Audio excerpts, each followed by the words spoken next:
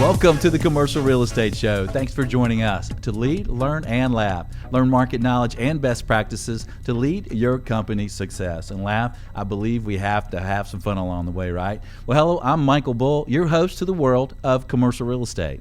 If you have any questions or comments related to today's show or about any commercial real estate related endeavors, you're invited to call us. Our number is 888-612-SHOW. You can also reach us at info@creshow.com. You can also find all our social media connections at the show website, commercialrealestateshow.com.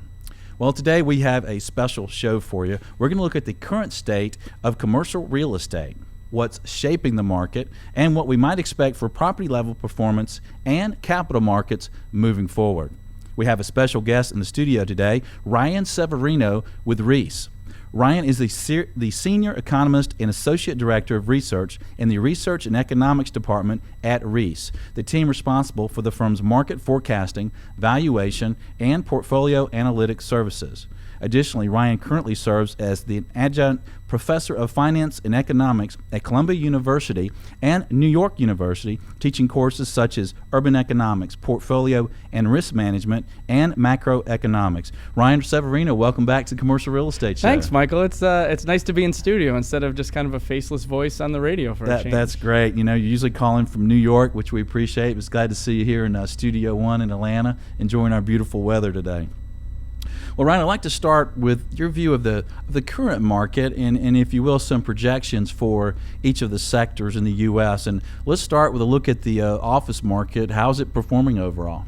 You know, I'd say the office market is in recovery mode, but it's a very tepid pace of improvement still in the office market. You know, we're seeing vacancy declines, although vacancy is still at an elevated level, about 17%. We are seeing both asking and effective rents growing, but as you can imagine, with the vacancy rate at such an elevated level, we're not seeing a material improvement in rental rates just yet. And I think a lot of that has to do with really what's going on in the labor market. Until we start to see stronger job growth out of the labor market, job growth coming from some of the real office-using sectors of the economy, we're going to be kind of in this pattern for a while. And I think probably through the end of the year, because we don't expect to see much acceleration in the economy through the balance of 2013, I wouldn't expect that to change. But, you know, give it a year or two, 2014 into 2015, with economic growth accelerating, I think you'll see stronger demand on the part of users of office space. I think you'll start to see net absorption ramp up a little bit, maybe a little bit more acceleration in rental rates, and then we'll start to see the vacancy rate come down and eventually get to the point where I think landlords will have a little bit more leverage in the market. But for now, I would say the recovery in the office market is really largely reflective of what we're seeing in the overall economy, for better or worse. Okay. And what about capital markets? What do you see out there for office cap rates and demand for investment?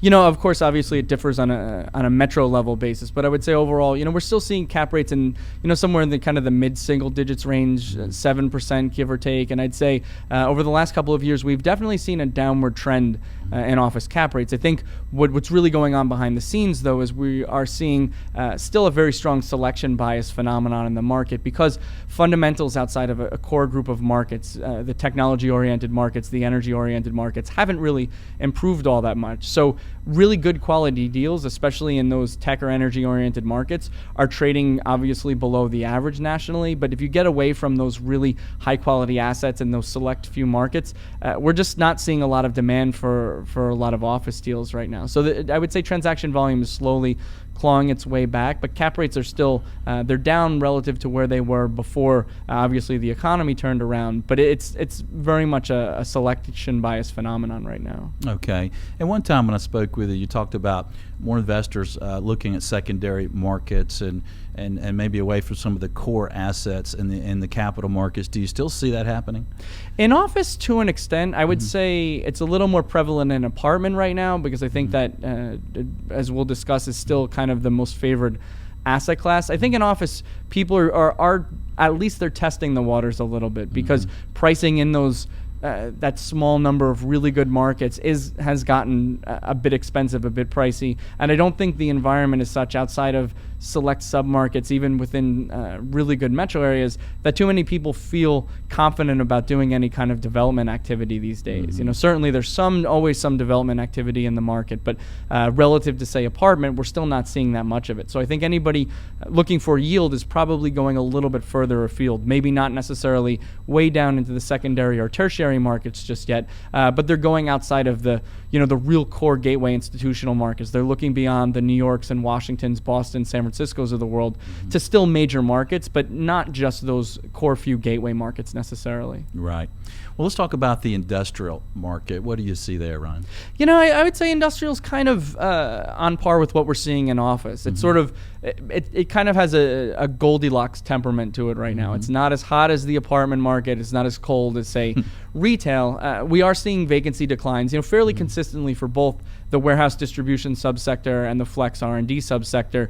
Obviously, warehouse distribution is a little bit tighter. It's about 200 basis points tighter, about 11.8% vacancy rate, whereas flex R&D, we're still looking at about a 13.8% vacancy rate. I think what's really interesting about the industrial sector right now is in those two separate subsectors, there are very key drivers that you can point to where you do see obvious changes these days. On the one hand, for flex R&D, the markets that have done better, the markets where we have seen job creation from small to medium-sized firms come back a little bit more aggressively because they tend to be the users of that flex R&D space. You don't see a lot of big Fortune 500 caliber type companies leasing a lot of flex R&D space. I think on the warehouse distribution side, what's really interesting is that a lot of the demand these days is being driven by e-commerce, if not just the big internet-only firms like the Amazons of the world, but even bricks and mortar retailers that are trying to have that omni-channel distribution strategy where they're selling via the internet, via their bricks and mortar stores and an app on a smartphone or something like that. They've been showing a very specific preference for a type of building, and that type of building tends to be new, big, modern, advanced buildings with more dock doors, greater clear heights, cross docks, truck courts with bigger turning radii for the trucks to come in and out, stronger floors to support heavier loads. And so those type of buildings are holding up really well. If anything, development for those buildings is becoming more and more difficult, and you're seeing people interested in developing those buildings going further and further away from core, more established markets by main distribution arteries or intermodal distribution hubs adjacent to ports, and a little bit further away to secure a parcel of land where they can build a building that meets those specifications. Because it's not as if the buildings that don't meet those standards are just unpalatable. To an extent, they're functionally obsolete. And I think that's an interesting change. And so a lot of the vacancy improvement that we've seen has really been driven by those higher quality buildings that these tenants really prefer. I think the rest of the inventory is still kind of struggling a little bit as it searches for demand right now. Yeah, that's interesting. My son and I went shopping on the internet last night. I think we bought 4 items, and they're all shipping within 2 days at no extra cost. So they're getting things to us very quickly now, aren't they? That is the strategy, really. Yeah. And I think you're seeing the Amazons of the world who's really leading the charge in this respect. Their philosophy is we have to distribute to such a wide array of customers. Not that populations aren't concentrated anymore, but it's a little more dispersed than it used to be, whereas most retail would be delivered to a retail center and then the customers would come into the stores to buy it. Now it's significantly more dispersed than that. So location, not that it doesn't matter, but I wouldn't say it's for a lot of these users, not of paramount importance anymore. I mean, I can tell you up in the New York area where I'm from, we're starting to see users go further and further away from the core New York metro area, not even just into, say, eastern Pennsylvania looking for development sites, but even as far as central Pennsylvania, the Harrisburg area looking for development sites. And that's a good drive from New York City. That's a good 3-4 hours at least. From New York City. And so they're really focusing on this delivery in a short period of time, but that in a way that kind of benefits them, because then they don't need to be immediately adjacent to the strongest concentration of population necessarily. I guess that's a lot cheaper than leasing retail space too. Absolutely, right? Absolutely. And then I can always shop more in my pajamas as well, which is kind of weird. I don't know why you said that one, right? But we're short on the break, but what's that doing to cap rates in the industrial market? I'd say cap rates, somewhere in the neighborhood of office, definitely a little bit lower for warehouse distribution than Flex R&D, because Flex R&D has that kind of hybrid office / showroom component to it, as well as the warehouse space in the back. But again, sort of mid to high, single digit caps for overall. And then, the good markets, especially the core port markets, the New Yorks, the Los Angeles, Long Beach markets like that, we're definitely, even the intermodal distribution markets, the Chicago's, Dallases, we're seeing a premium relative to the overall country. In terms of the Flex R&D space, I'd say there's California and there's kind of everything else. And so for now, we're not seeing, I would say, as dispersed a recovery in Flex R&D as we're seeing in warehouse distribution just yet. Okay, we're going to take a short break here. We're going to have more on the retail market and some of the factors affecting commercial real estate. I'm Michael Bull. This is the Commercial Real Estate Show. We'll be right back. The Commercial Real Estate Show is brought to you in part by your friends at Bull Realty. When your business requires proven performance, visit bullrealty.com or call 800-408-BULL.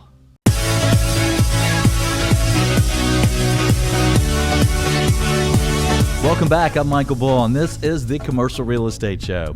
If you'd like to know the absolute latest on any commercial real estate related topics, check out our on-demand show podcasts. Some available topics include the Fed's view on commercial real estate, a show on personal business and real estate tax credits you don't want to miss, and a show on group investing. And that show includes details on the ability for sponsors to advertise for accredited investors. You can access the shows anytime on your smartphone, tablet, or computer. Just visit iTunes or the show website, commercialrealestateshow.com. Today our show is called Reis on Real Estate. We're talking with Ryan Severino, senior economist with Reis. And Ryan, I'd like to ask you about the retail market. I mean, has that been the trailing sector, and how is retail faring? It has been the trailing sector. And I think if you look at the numbers in aggregate, it kind of belies what's really going on behind the scenes. So if you look at any of the aggregate statistics, if you look at vacancy rates, if you look at rents, it appears as if retail is not faring so well. But I think what's really going on is that retail is a tale of many different subsectors, and some of which I would say need to even be parsed out by who the clients are, who the consumers are. So any of the sectors that tend to have a primary focus on the more wealthy, affluent, high-income earning type consumers have been the outperformers. I joke around a little bit, but they are a little bit more insulated, if not immune, from the vagaries of the economy. So I'm often fond of saying, if you're an investment banker and your bonus gets cut from $900,000 to $700,000, you buy one less Ferrari that year, but you don't stop going to the mall on the weekends. And right. So, that's really what's happened. If you look at those high quality, high caliber Class A malls with anchors like Nordstrom's and Neiman Marcus and inline tenants like Armani and Polo and Gucci and Versace and Tiffany, those centers have held up really well. And the landlords that own those centers, predominantly the REITs, they know that the pendulum is clearly swung back in their favor. So any of those centers, you'll see low vacancy rates, you'll see high rents, you'll see landlords with a lot of leverage when it comes to negotiating. If you get away from those sectors to the class, B plus and lower caliber malls, we just haven't seen demand really bounce back, because most consumers in the economy aren't in a position where they can still discretionary spend and party like it's 1999, if you will. And so they've been a little more circumspect about their discretionary spending. And so with incomes not growing all that much, and with the job market still struggling, they haven't really been going out and doing a lot of discretionary spending. So vacancy rates are significantly higher for those lower caliber sectors of retail. Rents are lower. Rent growth is in some markets for those centers still negative, if not barely positive. And so I would say, if you look at the aggregate statistics, retail looks pretty ugly. But if you really parse it out by subsector and by who the clientele is, you start to see a more varied picture than I think the overall data presents. Yeah, that's interesting how bifurcated that market is. And you mentioned it, the trailing sector. So when you look at the rental rates, for example, of how high they were pre-recession, and the rental rates overall, it's those B and C properties, I guess, that are bringing down the average, but that average is still quite a bit lower than it was pre-recession, right? Absolutely. I mean, we're basically, if you want to think about it in terms of duration, to get to about the same rental rates that we're at today, you'd have to go back about 5 years or so. So we've effectively gone sideways in the overall retail market over the last 5 years. And so I think that's a pretty telling statistic, that we've barely seen any appreciable rent growth over a 5-year interval. That's pretty unusual for retail, which I think most people think of as being a relatively stable property type. Low, mid to high single-digit vacancies at the most, fairly stable rent growth. The American consumer always spends money, so the demand side is always fairly robust. But that, clearly wasn't the case during this last downturn. Yeah, I know about those consumers. I have a wife and a daughter.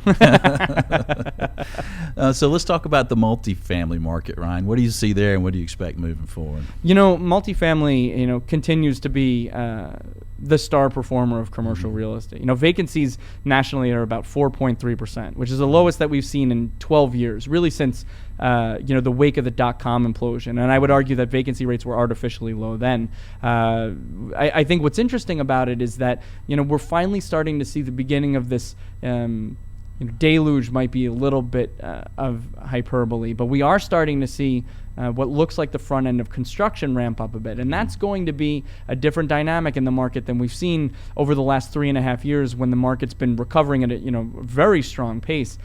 We haven't had much in the way of new construction, and so that's why you've seen rapidly compressing vacancy rates and rents expanding. I think going forward, the balance of this year into next year, you are going to see that change. We are going to see, and we're already seeing, an increase in construction activity, and that is the one variable where there is a market difference relative to what we saw during the downturn and then the recovery period. And so I don't think you're going to see demand pull back significantly, but you are going to see greater competition from new supply going forward the next, say, 6 to 18 months than we saw in the prior 3.5 years. And that is going to cause vacancy not necessarily to explode, but will probably drift higher over the medium term, the next 4 to 5 years. Even as rents continue to grow, there'll just be more absolute competition in the market from new properties that's going to put a floor underneath how far vacancy can really fall.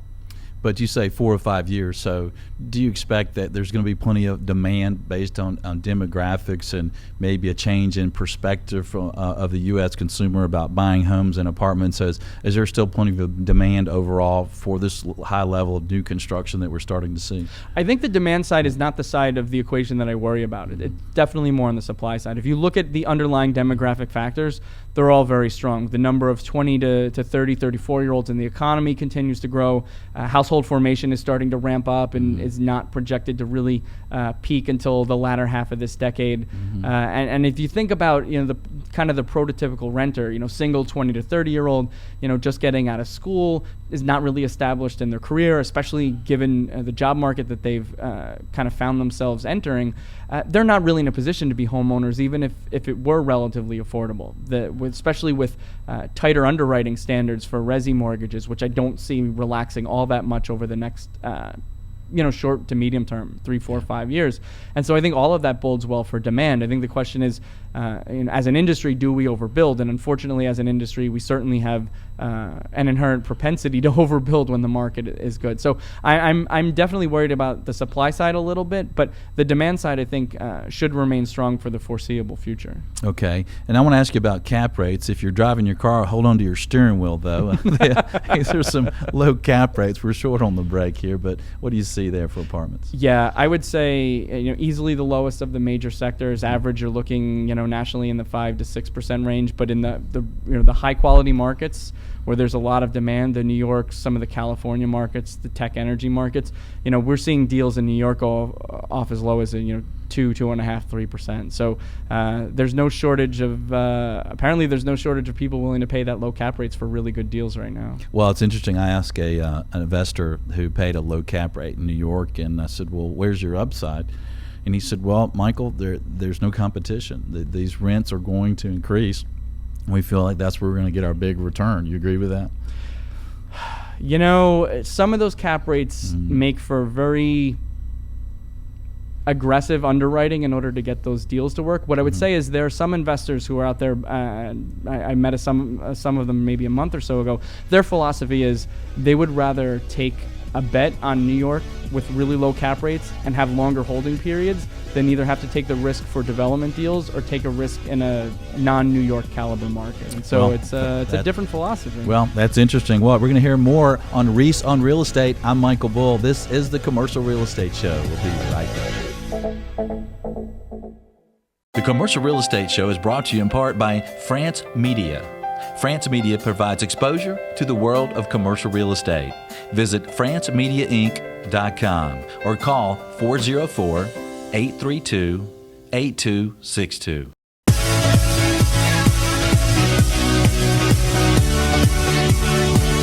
Welcome back. I'm Michael Bull, and this is the Commercial Real Estate Show. You may be listening to the show anywhere from Miami to Seattle today. The show has been on broadcast around the world for 3 years on iTunes, multiple websites, and is aired on 12 radio stations across the U.S. We'd like to say hello to our listeners in San Francisco on the Bay Area's business leader, AM 1220 KDOW.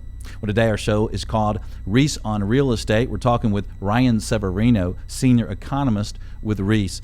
And Ryan, I like that you guys track self-storage. I think it's an interesting sector. How is the self-storage market performing? I'd say it's recovering, kind of like we're seeing in some of the other major sectors. I think, we're seeing vacancies compress. We're seeing rents start to grow. I think as you've started to see demand for apartments ramp up, obviously apartments can be somewhat limited in terms of storage space. We have seen demand bounce back for self-storage as well. And I think a lot of that has to do with the fact that there clearly has been this market preference for rental housing during the recovery as opposed to for-sale housing, where clearly if you have an attic or a basement, there's obviously more storage space. And I think that's been one of the real catalysts for the self-storage sector up to this point. As the job market has slowly come back, as the apartment sector's come roaring back, a lot of people who had a lot of things, just various things, have realized that they needed more space than their apartment could afford them. And I think it's been a really good boon for demand for the self-storage sector. So people didn't sell other things, right, in the downturn? No, I mean, it's the one thing that I find fascinating, and I'm sure I'm guilty of this. Right? Yeah, I'm guilty of this too, as much as the next person. But there's this documented, what they call the endowment effect, by which people will put greater value on things that they own relative to what it would cost them to reacquire it in the market. So, the story that I always tell about self-storage is that, anecdotally, I knew somebody who had a self-storage unit, and they kept a whole bunch of things in there that they inherited from their grandmother, and her grandmother had passed away.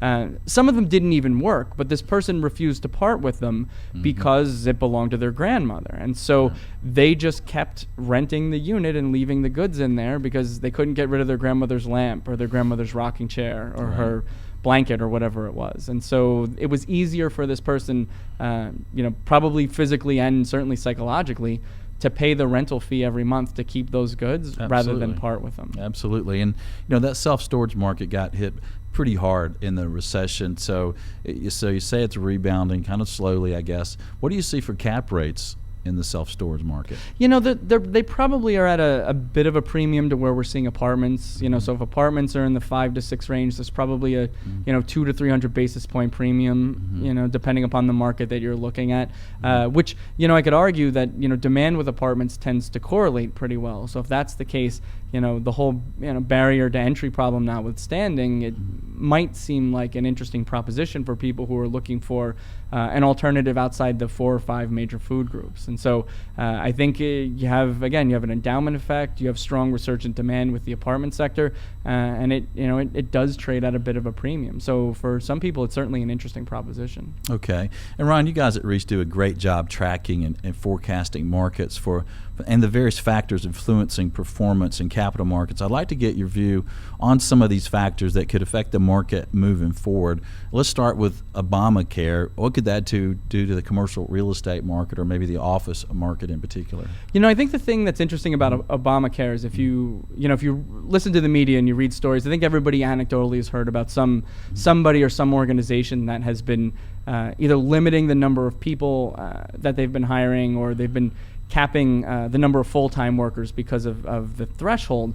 I think what's interesting is if you look at the data, it tells a different story, but it's almost kind of misleading. If you look at the number of people who are working part-time for non-economic reasons, so family reasons, something personal, it's actually trending upward. If you look at the number of people who are working for purely economic reasons, which would include people making decisions based on Obamacare, it's actually starting to trend downward. But I think what is not being captured in that data, and that you are seeing in the economy these days, is that Obamacare adds an element of uncertainty. And I don't like uncertainty in the economy because uncertainty tends to be a paralyzing force. I think the fact that they've pushed off some parts of the law in terms of when they're going to implement it, whether or not they're going to actually change any of the stipulations about the number of full-time workers or how many hours actually constitutes a full-time worker. I think any of that, coupled with uncertainty over fiscal policy, monetary policy, I think all of those things are really bad for commercial real estate, especially office, because it tends to be a paralyzing force, and you tend to see people not actually go out and make decisions because they don't want to make the wrong decision. So whether you like Obamacare or you don't like Obamacare, in my mind, what I would really like to see is them just settle on everything so that the market knows where it stands, and then they can make decisions going forward. Right, good, bad, or indifferent. You like to know what's going on. Right, exactly. Even if you hate the law and you don't like what it's going to do to your business, at least you can make decisions about the future once you know for certain where you stand. Yeah, it'd be interesting to see if it was repealed, which I guess is not going to happen now, but if it was, what that would do to jobs. All right, we'll take a short break here. I'm Michael Bull. This is the Commercial Real Estate Show. We'll be right back with more Reis on Real Estate. The Commercial Real Estate Show is brought to you in part by your friends at Bull Realty. When your business requires proven performance, visit bullrealty.com or call 800-408-BULL.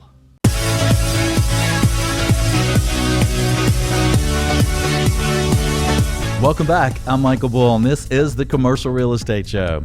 If you're listening to the show online or on one of the 12 radio stations around the country, be sure to check out our YouTube channel.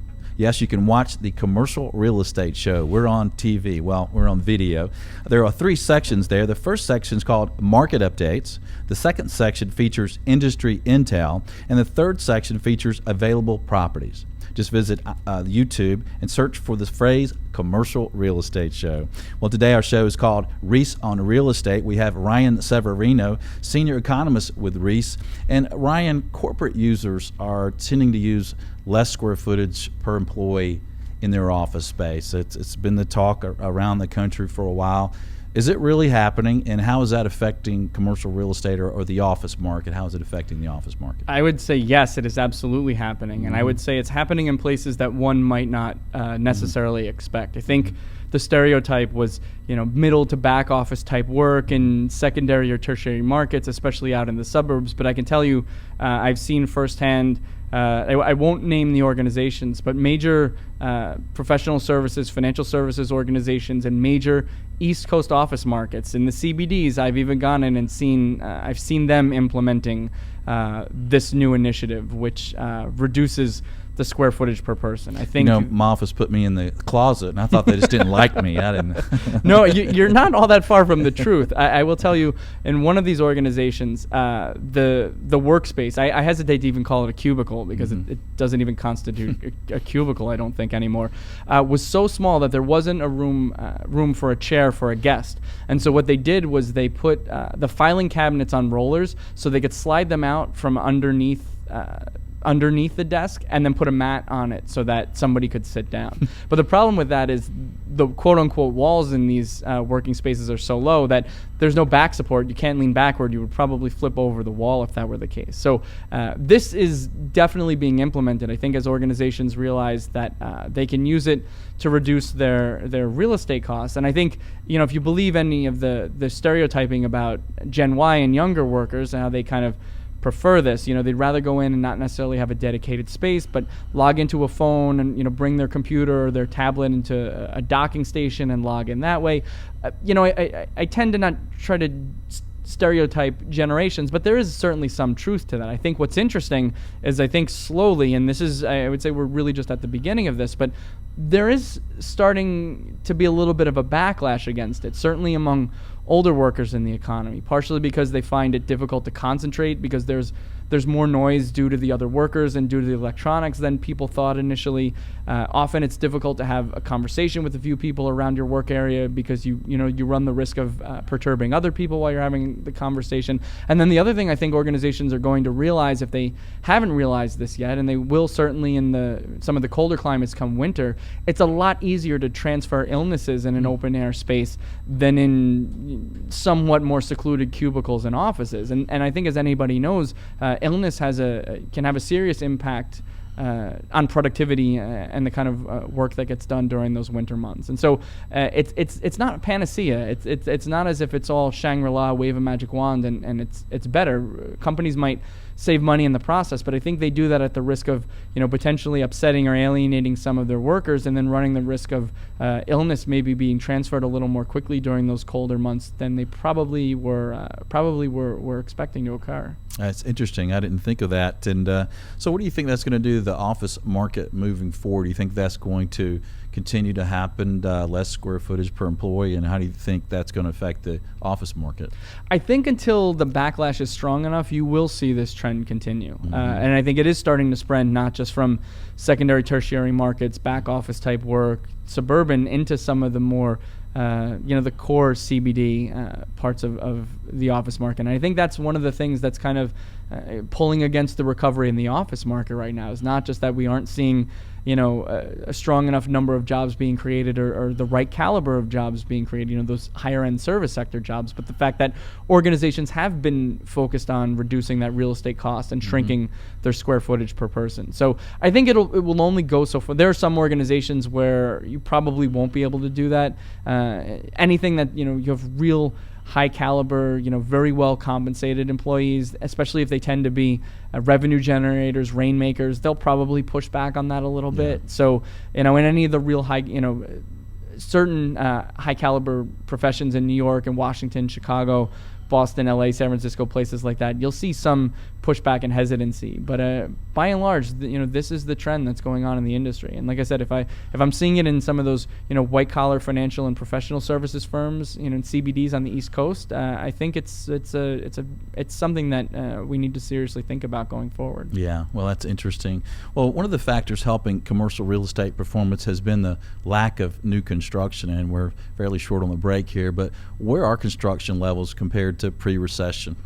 For every sector except apartment, we're still below where we were pre-recession. I mean, and construction levels were not robust before the recession because land and construction materials and labor were so expensive, especially with the developing world growing and competing for those natural resources. The one exception to that is apartment, where I can honestly say I think this year will be about on par with, say, the 15-year historical average for construction activity. And I think next year we will actually be above that 15 or so year historical average. So that's the one exception. I think outside of apartment, you're still seeing a very benign construction environment right now. And that should continue to help commercial real estate keep absorption high and vacancy low, shouldn't it? And values absolutely. up. I think, not that I'm rooting against construction per se, because I think it correlates well with the economy recovering. But, if we're rooting for vacancy compression and rent growth, it's a little easier to get those things when the economy maybe hopefully shifts into a little bit higher gear over the next year or two, if we don't have the construction inflow to contend with as well. Right. Well, that's interesting. Well, stay tuned. We're going to have more Reis on real estate. I'm Michael Bull. This is the Commercial Real Estate Show. We'll be right back. The Commercial Real Estate Show is brought to you in part by France Media. France Media provides exposure to the world of commercial real estate. Visit francemediainc.com or call 404-832-8262.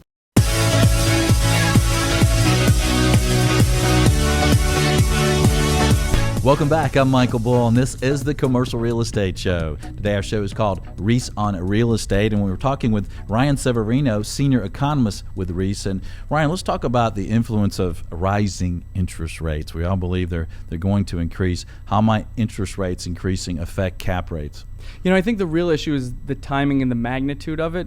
The question is whether or not the improvement in the economy that translates ultimately improvement in fundamentals, which can obviously raise real estate values, how quickly does that occur relative to how quickly interest rates rise? Because if interest rates start rising faster than the improvement of the economy is translating into improvement in fundamentals, improvement in NOIs, improvement in values, that could have an upward effect on cap rates and a downward effect on valuation. So as long as interest rates aren't rising in a precipitous manner, if the market doesn't overreact, if the Fed is good about very slow measured pace of interest rate increases when they ultimately start raising interest rates, I think we're okay. But I worry about the scenario where interest rates, for whatever reason, rise in a rather expeditious manner and it starts to outstrip the improvement in fundamentals. That's the scenario that I'm more worried about, even if I don't think it's the most plausible scenario right now. Right. Yeah, and we had the Brian Bailey from the Fed on the show a couple of weeks ago, and it seemed like the indication was there that they weren't going to increase interest rates faster than the economy should suggest. But let's talk about the Fed and tapering of QE, because that's something they're obviously going to have to do at some point, and they talked about starting doing that soon. With the tapering of QE, how could that affect commercial real estate?